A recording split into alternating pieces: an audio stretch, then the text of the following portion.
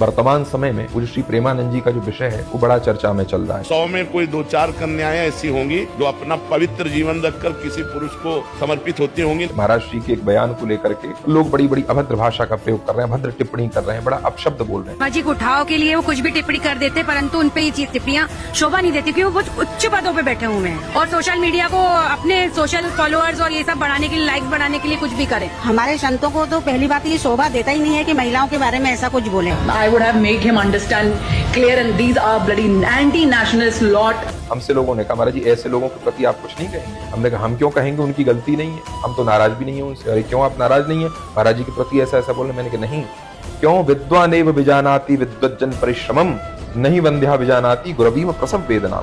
वंध्या स्त्री, बांझ स्त्री प्रसव की वेदना को नहीं जान सकती, वो तो प्रसूता से ही पूछो कि प्रसव की वेदना क्या है। जैसे विद्वान की विद्वत्ता को, उसके पांडित्य को एक विद्वान ही जानता है, मूर्ख क्या जाने। तो महाराज श्री का वैदुष्य क्या है, महाराज श्री का जीवन क्या है, पूज्य महाराज जी का संकल्प क्या है, महाराज जी का चिंतन, उनकी ध्यान धारणा क्या है, ये तो वही जान सकता है जिसके हृदय में श्री जी का प्रेम हो, श्री जी के प्रति जिसके हृदय में अनुराग हो, वही पूज्य महाराज श्री के चिंतन को समझ सकता है और महापुरुषों के अंतःकरण के भाव को जान सकता है। देखो बड़ी स्पष्ट बात है, भगवान को जानना बड़ा सहज है, संतों को जानना बड़ा कठिन है। इसीलिए भैया जैसे वंध्यावांझ स्त्री प्रसव की वेदना को नहीं जानती, वो प्रसूता से ही पूछा जा सकता है वो वेदना क्या है।